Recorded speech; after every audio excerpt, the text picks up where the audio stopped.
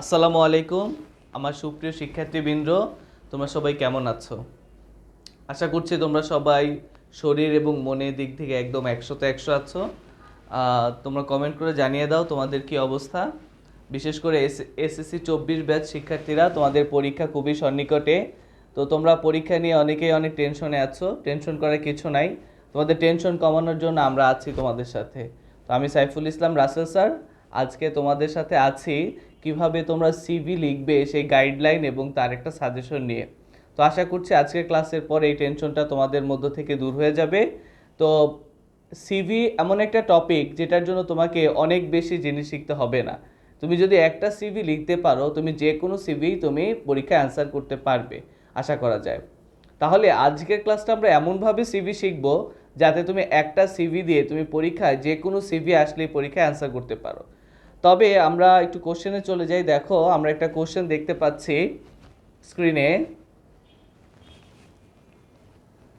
Write a CV with cover letter for the post of a probationary officer or management trainee or senior officer or junior officer or accounts officer or cashier in a renowned bank or multinational company.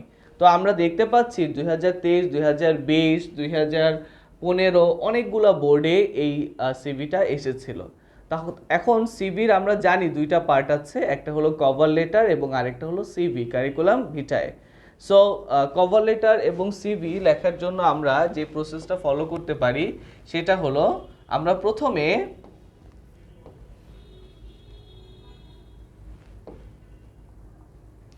প্রথমে এক পৃষ্ঠার মধ্যে একটা cover letter লিখব। ঠিক আছে, আমরা cover letter general সিস্টেমটা শিখে রাখবো যাতে আমরা যে কোনো সিভিতে আসলে এই কভার লেটার দিয়ে আমরা কাজ সারতে পারি। তাহলে তোমরা এই কভার লেটারটা শিখে রাখবে। তো একটা সিভির কভার লেটার লেখার আগে এটা একটা অ্যাপ্লিকেশন লেটারের মতো। তোমরা যে ফর্মাল অ্যাপ্লিকেশন লেটার শিখেছ সেটা এবং এই সিভির কভার লেটার জিনিসটা একই রকম, বুঝতে পেরেছ? তাহলে আমরা অ্যাপ্লিকেশন লেখার জন্য প্রথমে কি শিখেছিলাম, যে প্রথমে ডেট লিখতে হয়। তাহলে প্রথমে তুমি ডেট লিখছো যে 10 মার্চ 2023। তারপর তুমি কাকে লিখছো, সেটা যদি একটা প্রতিষ্ঠান হয় আমরা সাধারণত ম্যানেজিং ডিরেক্টরকে লিখি।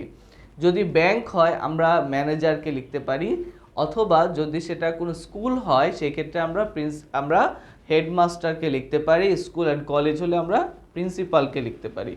তাহলে প্রতিষ্ঠানের যে ম্যানেজিং হেডে আছে তাকে আমরা সাধারণত এই সিভির কভার লেটারটা লিখি। তারপর আমরা সেই প্রতিষ্ঠানের নাম এবং সেই প্রতিষ্ঠানের ঠিকানাটা লিখব, এবং সবচেয়ে ইম্পর্টেন্ট আমরা সিভিতে একটা সাবজেক্ট দেব যেটা তোমাকে ভালো নাম্বার বহন করে নিয়ে আসবে।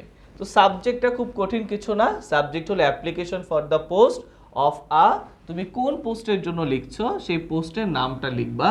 যে পোস্টটা তোমার কোশ্চেনে দেয়া থাকবে সেইখান থেকে তুমি সেই পোস্টের নামটা লিখে ফেলবা। বুঝতে পেরেছো? তাই এই হলো আমার স্ট্রাকচারাল ব্যাপার স্যাপার। এবার আমরা বডিতে চলে আসি। বডিতে আমরা দেখতে পাচ্ছি প্রথমে আমরা একটা অ্যাড্রেসিং করছি স্যার। তো আমরা এই ক্ষেত্রে অনেক সময় ডিয়ার স্যার লিখি। আমি বলবো তোমরা ডিয়ার স্যার এই কথাটাকে অ্যাভয়েড করবা, আমরা স্যার বলবো। ঠিক আছে, এটা খুবই ফর্মাল ওয়েতে তখন যাবে। Sir, in reference to your advertisement published in the Daily New Age dated 20 February 2023। তাহলে দেখো তুমি লিখতেছো 10 মার্চ এবং তোমার এর যে অ্যাডভার্টাইজটা এসেছিল 20 ফেব্রুয়ারি। তার মানে এই ডেটের আগে যেন সেই অ্যাডভার্টাইজমেন্টটা থাকে, এটা একটু খেয়াল রাখবে। I would like to offer myself as a candidate for the post of a junior officer. এখানে তুমি তোমার কোশ্চেনে যেই পোস্টটা থাকবে সেই পোস্টটা তুমি লিখতে পারো। ইন ইয়োর এস্টিমড বা রিনাউন্ড ব্যাংক হতে পারে, যেহেতু আমার এটা ব্যাংক ছিল তাই আমি ব্যাংক লিখলাম। এটা যদি ইনস্টিটিউশন হয় তাহলে your renowned institution. My full curriculum vitae and the copies of my documents are enclosed together for your kind consideration. এইটুকু কথা তোমাকে একটু মুখস্থ করে ফেলতে হবে এবং প্র্যাকটিস করতে হবে। এই কথাটা, এই কভার লেটারটা তুমি যদি মুখস্থ করতে পারো তোমার যে কোনো সিভিতে তুমি এটা অ্যাপ্লাই করতে পারবে, শুধুমাত্র পোস্টের নামটা ভিন্ন হবে। তারপরে আমরা yours faithfully তোমার নিজের নামটা লিখে ফেলবা এবং শেষে তুমি চাইলে একটা এনক্লোজার অ্যাড করতে পারো সিভি এন্ড আদার ডকুমেন্টস। তাহলে এই হলো কভার লেটার এবং মনে রাখবে এই কভার লেটারটা তোমরা এক পেজে লিখবে, বুঝতে পেরেছো? এটা যেন এক পেজের বেশি না হয় এবং এই এক পেজ লেখার পরে যদি কোনো জায়গা ফাঁকা থাকে সেখানে তোমরা সিভিটা স্টার্ট করবে না, সেটা নিউ আরেক পেজে। তখন তোমার খাতার এরকম দুইটা পেজ থাকবে, তুমি এই পেজে দেখা যাচ্ছে কভার লেটারটা লিখবে এবং এই পেজে সিভিটা লিখবে, এইরকম দুই পেজে তুমি সিভি এবং কভার লেটারটা লিখে ফেলবে। বুঝতে পেরেছো আশা করতেছি তোমরা। আমরা এখন মেইন সিভিতে চলে যাই। দেখো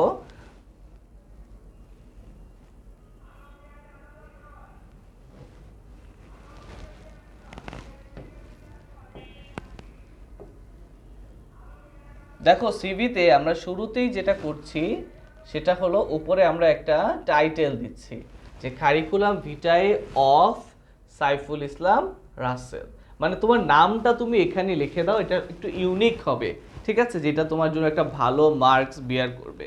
এবং তারপরে তুমি তোমার কারেন্ট অ্যাড্রেসটা এইভাবে লিখে দাও, তোমার কারেন্ট অ্যাড্রেসটা। এখানে তোমার বাস্তবে যে ফুল অনেক বড় অ্যাড্রেস লিখতে হবে এমন কিছু না, তুমি তোমার যে কোনো একটা অ্যাড্রেস লিখে দিতে পারো এবং ইমেইলটা তুমি সাথে দিয়ে দিতে পারো। তখন কি হলো, অন্য সবার থেকে তোমাদের সিভিটা একটু ইউনিক হবে, তোমরা একটু বেশি মার্কস পাবে।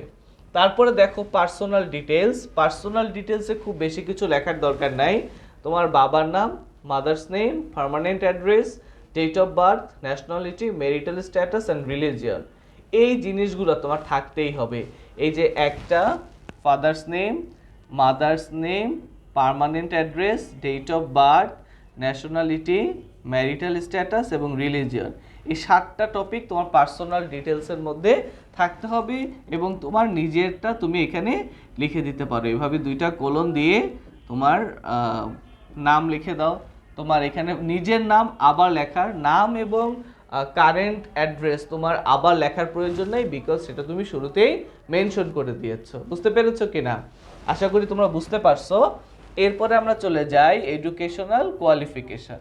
তো এডুকেশনাল কোয়ালিফিকেশন নিয়ে তোমরা অনেক দ্বিধাদ্বন্দ্বে থাকো যে আমরা কোন পোস্টের জন্য কোন এডুকেশনাল কোয়ালিফিকেশন দিব।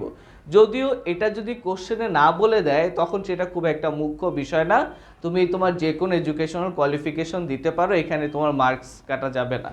তবুও আমরা যখন ব্যাংকের অফিসার বলছি বা মার্কেটিং অফিসার বলছি বা জুনিয়র অফিসার বলছি তখন আমরা সাধারণত এখানে বিবিএ এবং এমবিএটাকে প্রেফার করতে পারি।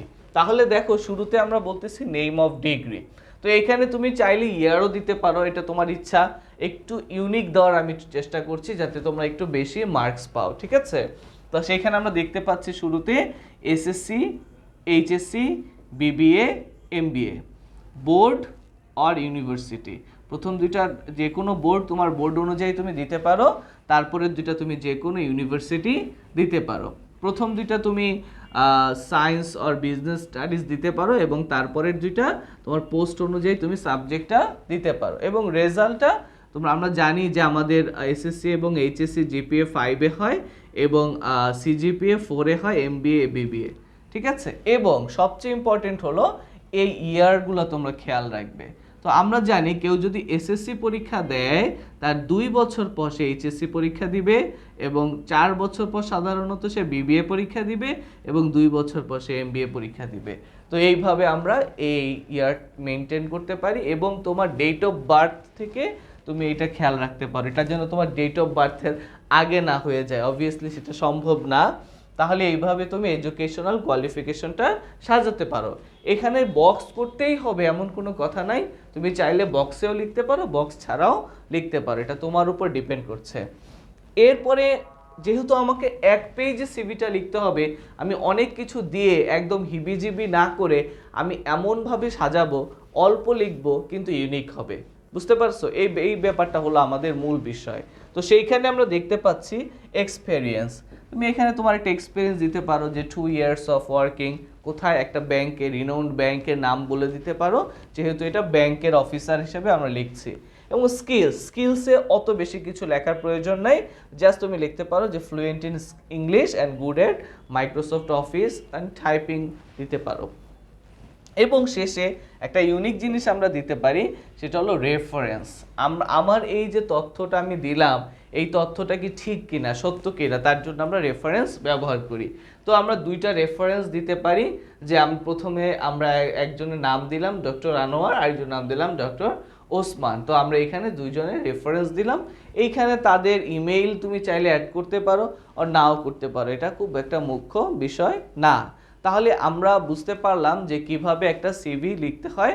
তো এই যে ফরম্যাটটা আমরা শিখলাম, যে কিভাবে একটা কভার লেটার লিখতে হয় এবং কিভাবে একটা সিভি তৈরি করতে হয়, এই জিনিসটা যদি তুমি শিখতে পারো, এরপরে তোমার পরীক্ষায় যে কোনো সিভি আসুক, তুমি শুধু সেখানে কি করবা, পোস্টটা চেঞ্জ করে দিবা এবং কিছু এডুকেশনাল কোয়ালিফিকেশনটা চেঞ্জ করে দিতে পারো, তবেই কিন্তু সুন্দর একটা সিভি তুমি তৈরি করতে পারো। তাহলে আমরা আরও একটা সিভিতে যদি চলে যাই, এখানকার সিভিটা একটু ভিন্ন, এটা হলো অ্যাসিস্ট্যান্ট টিচার, আগেরটা ছিল ব্যাংক এবং এটা হলো অ্যাসিস্ট্যান্ট টিচার। এই সিভিটা আমরা দেখতে পাচ্ছি অনেকগুলা বোর্ডে এসেছে, বিশেষ করে Dhaka board 2023, Dhaka board 2020, Jessore board 19, Chittagong board 19, Comilla board 17, Rajshahi board 15, Dinajpur board 15, Chittagong বোর্ডে 15 এবং সিলেট বোর্ডে 2015 সালে এই সিভিটা এসেছিল। তাহলে এই অ্যাসিস্ট্যান্ট টিচার, এটা আমরা দেখতে পাচ্ছি খুবই ইম্পর্টেন্ট একটা সিভি। তাহলে এটার জন্য আমরা সেম ওয়েতে আমরা কি করছি, আমরা একটা কভার লেটার লিখছি। দেখো এখানে আমরা কভার লেটার লিখছি কাকে, প্রিন্সিপালকে লিখছি। যখন একটা কলেজ বা আমরা স্কুল অ্যান্ড কলেজকে লিখছি তখন আমরা প্রিন্সিপালকে লিখছি, আর যখন আমরা কোনো একটা প্রতিষ্ঠানকে লিখছি তখন ম্যানেজিং ডিরেক্টরকে লিখছি। এই দুইটা কথা যদি মনে রাখতে পারো, তোমার কভার লেটার কিন্তু ম্যাক্সিমাম ক্ষেত্রে কারেক্ট হয়ে যাবে। এবং সবচেয়ে বড় বিষয়, আমরা কিন্তু এখানে দেখো তারিখের পাশে কোনো কমা দেইনি, প্রিন্সিপালের পরে কোনো কমা দেইনি, কলেজের পরে কোনো কমা দেইনি। এক্ষেত্রে এই দাড়ি কমাগুলো তোমার বর্জন করাই শ্রেয়, ঠিক আছে? তো এবং আমরা দেখতে পাচ্ছি এখানে প্রিন্সিপাল বানানটা তোমরা খেয়াল করবে, PAL প্রিন্সিপাল, এই বানানটা তোমরা অধিকাংশ ক্ষেত্রে ভুল করো, PLE লিখে ফেলো, এটা একটু খেয়াল করে লিখবে। এবং তারপরে দেখতে পাচ্ছ যে আমরা সাবজেক্ট লিখলাম যে application for the post of lecturer of English. এখানে ব্যাপারটা হলো অনেক বইতেই এই সাবজেক্টটা দেয়া থাকে না, এই সাবজেক্টটা না দেয়াতে তোমার কভার লেটারের যে মূল্যটা বা ইউনিকনেসটা কমে যায়, তোমার নাম্বারটা কমে যেতে পারে। তো এই ব্যাপারগুলো খেয়াল রাখবে। এবং আবার বলছি, তোমরা এখানে শুধু স্যার লিখবে, ডিয়ার স্যার লিখবে না, ঠিক আছে? এবং খেয়াল করো যে এইখানে আমরা বলতে চাচ্ছি যে একটা রিনাউন্ড নিউজ পেপারে এই অ্যাডভার্টাইজমেন্টটা পাবলিশড হয়েছে এবং ডেটটা কবে, সেই ডেটটা কিন্তু বলা খুবই ইম্পর্টেন্ট, যে কোন ডেটে এই অ্যাডভার্টাইজমেন্টটা পাবলিশড হয়েছিল, ঠিক আছে? তো সেইখানে তুমি নিজেকে একটা ক্যান্ডিডেট হিসাবে তুমি তাদের সামনে উপস্থাপন করছো এবং একই রকম, জাস্ট পোস্টটা আলাদা হচ্ছে এবং প্রতিষ্ঠানটা আলাদা হচ্ছে। এবং এরপরে গিয়ে তুমি আবার কি করছো, একটা পেজে তুমি এই কভার লেটারটা শেষ করে আরেকটা পেজে তুমি এই সিভিটা নিয়ে আসতে চাচ্ছ। তো সেই ক্ষেত্রে আমরা একই রকম এই জায়গায় পার্সোনাল ডিটেলসে আমরা কোনো পরিবর্তন করছি না, আমরা শুধুমাত্র এডুকেশন কোয়ালিফিকেশনে দেখো যেহেতু একজন ইংলিশ টিচার তাই আমরা এখানে BA এবং MA নিয়ে আসলাম, এবং আর তো আমরা কোনো ধরনের পরিবর্তন এখানে নিয়ে আসি নাই। তারপরে দেখো এখানে জাস্ট আমরা এখানে এই ইংলিশটা আমরা নিয়ে এসেছি, আর কিন্তু কোনো পরিবর্তন আমরা করি নাই। আর যেহেতু ইংলিশ টিচার, এখানে এক্সপিরিয়েন্সও সেম থাকবে, স্কিলও সেম থাকবে, ফ্লুয়েন্ট ইন ইংলিশ, এবং রেফারেন্সটা আমরা এখানে দিয়ে দিলাম। তাহলে দেখো আমরা আগের সিভির সাথে এই সিভিটার কিন্তু খুব একটা পার্থক্য ছিল না, এক্সেপ্ট এই দুইটা সাবজেক্ট ছাড়া। তাহলে এই দুইটা সাবজেক্ট যদি তুমি চেঞ্জ করে দাও, তোমার কিন্তু নতুন আরেকটা সিভি লেখা হয়ে গেল। তাহলে দেখো একটা সিভি শিখেই তুমি অনেকগুলো সিভি কিন্তু লিখতে পারো, সেটা মেডিকেল রিপ্রেজেন্টেটিভ হোক, সেটা রিসিপশনিস্ট হোক, সেটা অফিসার হোক, বা সেটা ইংলিশ টিচার হোক, তুমি একটা সিভি শিখলেই তুমি কিন্তু যে কোনো সিভি অ্যান্সার করতে পারছো, ঠিক আছে? এবং তারপরে দেখতে পাচ্ছ আমরা আরও একটা যদি ইম্পর্টেন্ট সিভিতে যাই, সেটা হলো কম্পিউটার অপারেটর বা IT অফিসার বা কম্পিউটার প্রোগ্রামার বা কম্পিউটার এক্সপার্ট। এটাও আমরা অনেকগুলো বোর্ডে দেখতে পাচ্ছি, যদিও 23 সালের কোনো বোর্ডে এরকম আসে নাই, 20 সালের বোর্ডে এসেছিল। তো এখানেও আমরা দেখো কোন জিনিসটা শুধু পরিবর্তন হবে, তোমরা একটু ভালো করে খেয়াল করো, এখানে আমরা শুধু সাবজেক্টটাতে পরিবর্তন করেছি এবং এখানে পোস্টটাকে পরিবর্তন করেছি, আর কোনো জায়গায় কিন্তু এখানে আমরা চেঞ্জ করি নাই। ইনস্টিটিউশনের নাম যদি নতুন ওরা কোশ্চেনে বলে দেয়, তুমি সেই অনুযায়ী একটা প্রতিষ্ঠানের নাম দিতে পারো। এবং সিভিটাও একদম সেম, আমার যে জুনিয়র অফিসারের যে সিভিটা ছিল ঠিক ওই রকমই আমরা একটা সিভি অ্যাড করব। তো আমাদের জুনিয়র অফিসারের যদি আমরা সিভিটা দেখি যেটা ছিল, সেটা ছিল এইরকম।